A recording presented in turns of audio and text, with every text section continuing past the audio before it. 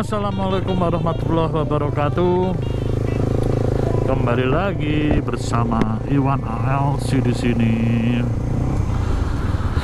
Dan untuk info aja, ini saya record video adalah di tanggal 16 bulan April 2021. Dan ini bertepatan dengan bulan suci Ramadan, dimana bukan banyak ya, emang udah kewajiban umat Islam kita berpuasa, termasuk saya. Dan saya juga untuk sampai lebaran ke depan nggak tahu masih bisa ngevlog nggak ya, mungkin nanti dilanjut habis lebaran. Dan ini berarti lebaran keempat kali ya, lebaran hari keempat ini. Dan astagfirullah, dan saya nggak ngerti ini nanti video kalau udah tayang ini pastinya dia nanti udah lebaran kah masih puasa kah, atau jangan-jangan udah lewat gitu ya, karena semua tergantung kepada si editor saya. Jadi kita juga nggak bisa mastiin. Yang penting kapanpun ini video ditayangkan, saya mengucapkan mohon maaf lahir dan batin, dan tetap semangat puasanya. Dan hari ini adalah hari Jumat,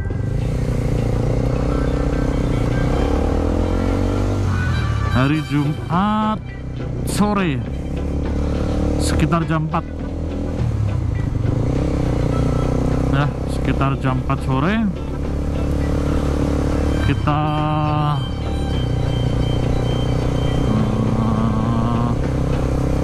kita menuju ke Kediri Kota dalam rangka yang menyedihkan sekali ya. Jadi video ini saya dedikasikan untuk perpisahan antara saya dan si cendol ini, kesayangan saya, si cendol. Jadi ya, video ini dibuat karena perpisahan, dimana saya akan menemui calon majikan barunya si cendol, si Z250 SL ini. Dan saya cuma berharap majikan yang baru dapat lebih menyayanginya. Dan kalau ada yang tanya, kenapa bang motornya dijual, bla bla bla bla, kan motor kesayangan, kenapa dijual? Iya sih, sebenarnya waktu jual juga dilema banget sebenarnya. Jadi waktu ngejual nih motor itu udah mikir mateng-mateng, udah lama banget. Dan kita jualnya juga dengan nggak mau murah atau berapa orang kita tolak gitu kan. Dan mungkin orang yang akan membeli motor ini orangnya tuh gigih banget ya. Kita negosiasinya udah sekitar berapa hari ya, kita negosiasi doang itu seminggu lebih kayaknya. Mulai dari awal-awal nego, minta foto dan lain-lain, sampai akhirnya ketemulah hari ini, dimana kita akan bertemu langsung sama orangnya. Kalau bahas motor ini ya, bensinnya udah kedip-kedip. Tadi dari rumah udah tinggal satu tapi belum kedip, nyampe sini dia kedip. Jadi kalau kita bahas tentang motor ini lebih lanjut, motor Z250 SL keluaran dari Kawasaki ini udah discontinue ya. Dengar-dengar sih semua Z ya, Z250 yang non SL juga, karena emang pasar di Indonesia itu lebih dominan ke fairing daripada yang tipe seperti ini, naked bike ini. Tuh nomor satu. Yang kedua, untuk selain udah discontinue, ini motor juga tadi ngapa saya bilang yang kedua ya. sorry efek puasa ya, jadi udah agak ini mungkin agak gimana gitu. Dan yang lainnya tentang Z250 SL ini, kepanjangan dari SL itu sendiri adalah super light. Jadi bisa dikatakan ini motor yang didesain ringan meskipun dia 250 cc. Ringan dan kecil sih menurut saya. Jadi untuk versi saya, plus minus motor ini apa aja sih sebenarnya? Oke, saya akan ungkap jujur ya tentang plus dan minus tentunya. Lalu apakah minus itu bisa diobati? Begitu kan? Gak masalah selama motor minus tapi ada obatnya gitu. Yang jadi masalah kalau ini motor minus udah nggak ada obatnya. Nah itu dia. Jadi yang pertama kita bahas apa dulu ya? Bahas tentang minus dulu ya. Z250 SL mesin 1 silinder. Udah pasti ini mesin panas banget, gampang banget panas. Jadi kalau kita lagi di kemacetan itu dia akan ngeluarin suara kipas di radiator yang suaranya tuh kenceng banget, udah kayak hair dryer di salon gitu. Dan itu bener-bener ngeganggu ya. Dia gampang banget bunyinya, jadi bukan seperti motor umumnya yang kalau cuma macet aja gitu. Jadi ini motor ini memang harus di jalan dengan kecepatan yang lumayan tinggi. Ini untuk tadi saya bawa dari Kediri, dari Pare ke Kediri, dia belum nyala kipasnya karena saya bawanya konstan mulu di antara 50 lah. Jadi kalau kita bawanya cukup kenceng, aman, dia nggak akan bunyi kipas. Tapi kalau kita kelamaan di lampu merah aja dia pasti bunyi nanti. Suaranya bener-bener ngeganggu, suaranya bener-bener ngeganggu banget dan pasti jadi pusat perhatian orang-orang pada ngeliatin. Itu adalah minus paling parah ya yang saya rasa di motor ini. Ada obatnya nggak? Ada. Obatnya adalah dengan mengganti cairan pendingin dengan yang lebih bagus. Tapi itu bener-bener lumayan sih ya harganya untuk sekedar air radiator aja. Kalau kita pakai merek Ipun, kita siapin budget antara 200 sampai 300. Kalau kita pakai engine S, kita siapin budget antara 400 sampai 500. Dan itu hanya untuk air radiator. Kebayang nggak? Iya, gerimis. Orangnya udah WhatsApp kehujanan di sana, masih neduh gitu. Jadi udah kebayang kan, untuk sebuah air radiator aja harus semahal itu. Itu untuk yang radiator. Yang kedua, mulai dari lampu depan ya. Lampu depan motor ini menggunakan, ini suara kipasnya bunyi nih, dengerin nggak? Kayak gitu bunyi dia. Lalu untuk ngebahas yang berikutnya adalah air radiator. Udah ya, sorry. Bener-bener nggak fokus ya. Yang kedua tadi lampu depan. Lampu depan ini tergolong nekat ya si Kawasaki, karena dia menggunakan sebuah bohlam tipe H4 dengan watt yang lumayan tinggi, kayaknya sekitar 60-an deh, 60 watt. Dan dia untuk kaca lampu depan dia tuh masih mika ya, bukan full kaca ya. Untuk reflektor juga kayaknya mika. Padahal kalau dulu saya sering ngoprek-ngoprek soal permotoran, buat masang lampu H4 itu minimal depan itu harus pakai bener-bener glass, bener-bener kaca. Dan untuk bagian reflektornya itu minimal keramik ya. Saya nggak ngerti ini ataukah punya CSL reflektornya bagian dalamnya keramik atau jangan-jangan juga mika ya. Tapi di situ dia ngasih efek yang sangat jelek, dimana kaca depan itu pasti akan retak-retak, hancur gitu kalau kita tetap menggunakan lampu bawaannya. Itu udah pasti bakal retak-retak terus hancur. Cara obatnya ada nggak? Ada.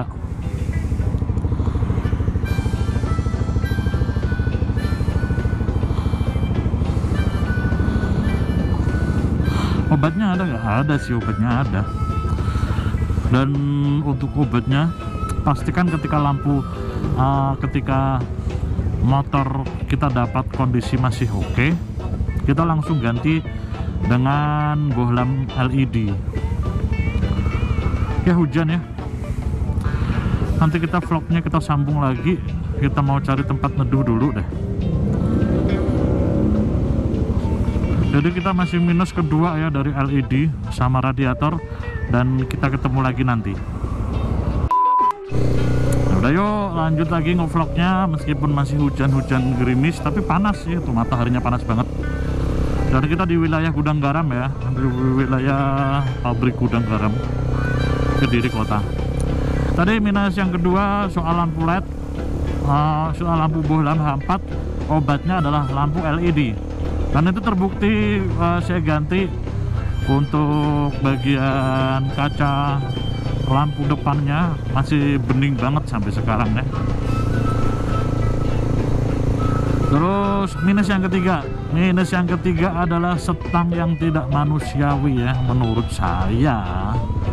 Dan mungkin kalau yang menggunakan anak-anak muda masih ini ya, jadi sekelas motor naked, sensasi setangnya dia tuh kayak underyoke gitu. Bener-bener harus ke bawah banget gitu, dan ini nggak asik, bener-bener nggak asik buat saya. Obatnya lagi-lagi ada bagi yang kalian nggak suka terlalu nunduk tapi ketampilan tetap kece, dan maksudnya gimana ya, jadi dia nggak bakal nunduk banget kayak sekarang yang saya pakai ini. Kita ganti punya stang Bison, Yamaha Bison. Beliin orinya aja nggak sampai 100. Terus opsional kalau kita mau nambahin riser, kalau kita mau ninggiin lebih tinggi itu opsional. Kalau saya nggak, saya udah cukup ganti gitu doang. Dan untuk apa aja yang diganti selain setang, itu adalah ganti kabel kopling. Kabel koplingnya kita pakai di punya Kawasaki KLX 150, pastikan beli yang original ya. Dan untuk kabel-kabel sebelah kanan kita cuma tinggal rubah jalur aja dan semuanya selesai. Yang ketiga tadi itu minus ketiga tentang stang. Minus keempat, shock breakernya, aduh, bener-bener kayak nggak ada shocknya ya kalau bilang. Dia tuh kayak kerasnya minta ampun gitu. Bahkan kalau nggak usah neduh ya, terang, nggak usah neduh kan, langsung aja ya. Ya udah terang. Jadi kembali ke shock itu ya, shock breaker. Saya bahkan heran ini motor sebenarnya kasih shock enggak gitu ya, keras banget, sumpah keras banget. Itu yang keempat ya, antara shock ditambahin sama minus kelima, jok motor ini tuh kayak dilapisin kayu gitu loh, tahu nggak kayu ya kayak gitu, kerasnya minta ampun. Jadi perpaduan sempurna antara jok yang keras di minus nomor 5 dan skok yang sangat keras di minus keempat. Gila, 4 sama 5 ini bener-bener ya, kalau kita lagi jalan agak kencengan dikit dan kita kena ini, kena apa ya, lubang gitu, udah pasti kepala rasanya pusing banget, mau pecah gara-gara kayak gituan. Jadi itu adalah minusnya sampai 5 ya. Jadi untuk yang lain nggak masalah sih ya, antara lampu rem belakang yang masih bohlam, sein masih bohlam, terus suara klakson yang bener-bener nggak merdu banget sih klaksonnya ini motor, kayak motor bebek, kayak Matic suaranya. Terus apalagi ya, ya tampilan knalpotnya ini minus ke-6, tapi nggak ngerti ya masih ada yang ngeganggu atau enggak. Kalau saya pribadi keganggu banget karena panjang banget ngelebihin ban. Jadi dilihat udah nggak ada cakep-cakepnya lah. Itu untuk minus yang ke-6 ya. Lalu apalagi minusnya? Ke-6 itu berikutnya ya apa ya, udah itu aja sih yang jelas. Minusnya motor ini antara itu dia udah nggak begitu modern, lampu-lampu bohlam semua, nggak ada yang LED, jadi kita ganti sendiri LED nya di lampu depan. Terus yang kedua lampu LED itu, terus kipas, shock, jok, knalpot, stang. Jadi itu semua ya, penanganannya kayak gitu semua. Oh, saya belum nyebutin ini ya, nyebutin untuk ngatasin nomor 4 sama 5. Itu terpaksa banget kalau nomor 4 saya bawa ke ahli shock. Jadi kayak ada tukang shock breaker gitu, kita bawa ke dia, disetting ulang. Dan meskipun nggak nyaman banget, tapi jauh lebih nyaman daripada orisinilnya ya. Untuk biayanya waktu itu sekitaran berapa ya, 250-an. Oh ya, ada lagi satu lagi minusnya, dia terlalu nungging. Jadi minus ke berapa ya, ke-6 ya kayaknya, ke-6 atau ke-7, dia nungging banget. Jadi ketika saya benahin ini semua, saya tuh sekalian pasang lowering kit biar motornya agak sedikit, yang bagian belakang agak pendek. Saya ganti jok MBTEC, saya tambah busa atau modif busanya menggunakan latex. Terus skopnya di ribbon ulang ya, di setting ulang lah. Jadi dari situ itu menghabiskan biaya sekitar berapa ya, untuk skop sama lowering kit itu ada sekitar 400-an. Terus untuk kain MBTEC dan jok latex dan biaya pemasangannya saya rasa sekitar hampir sama deh ya, segituan lah. Dan itu dari situ alhamdulillah udah agak terobati, motor jadi lebih nyaman ya, meskipun masih nggak nyaman-nyaman banget sebenarnya. Dari situ kita lanjut bagian mana? Positifnya ya, plusnya motor ini ya. Jadi untuk plusnya motor ini, meskipun dia 250 cc, konsumsi BBM-nya pun dia mirip-mirip sama 150 cc asal tangan kita paham ya, tangan kita disekolahin. Jadi untuk bensinnya bisa tergolong irit. Jadi itu nomor 1. Nomor 2, biaya perawatan. Biaya perawatan motor ini tergolong murah, hampir sama kayak 150 cc juga. Untuk oli yang dipakai juga cuma 1 liter, kecuali kalau kita ganti bersama filter oli, maka kita harus isi 1,2 atau 1,3an lah di sana untuk oli. Lalu plus berikutnya, ini motor handlingnya enak banget. Handling motor untuk kota-kota dengan sekecil ini, dia itu nyaman banget. Jadi lebih mudah ya buat handlingnya. Untuk yang berikutnya lagi apa ya, Berikutnya lagi di bagian, ya itu aja sih kayaknya untuk plusnya. Dan menurut saya plusnya udah cukup banget buat kita. Bagian positif motor ini semuanya oke. Nggak ada yang perlu diragukan kalau kalian mau ngambil motor ini. Semuanya oke. Dan kita udah sampai di rumah saudara saya ini di Kediri, dan kita udah COD di sini nanti. Dan ini si Cendol, dan itu saudara saya si Mahdi. Kita sambung lagi sambil nunggu pembelinya datang. Jadi kayak gitu tadi kenapa penjelasan tentang Z250 SL, semoga membantu. Iya Bang, siap. Oke, ini masih dari Nganjuk.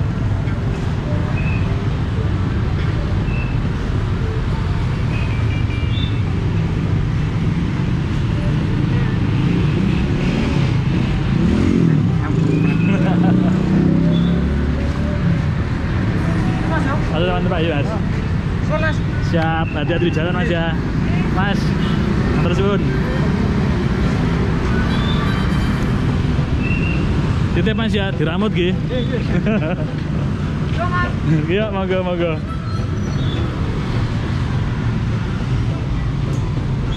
Goodbye Cendol.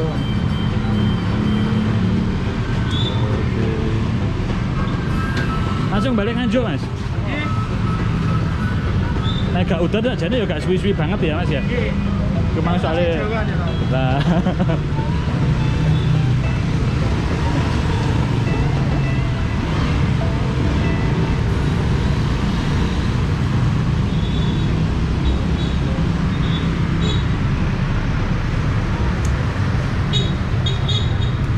Nyala.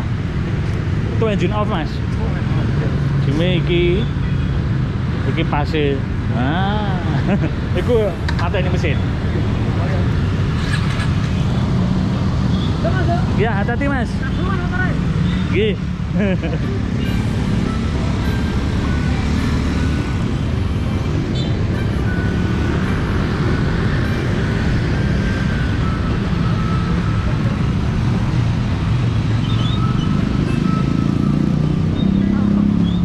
Aku masih ngeblok.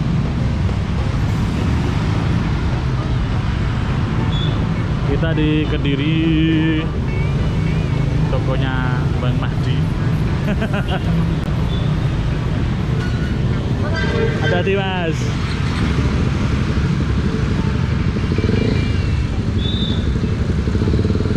Goodbye Cendol ya.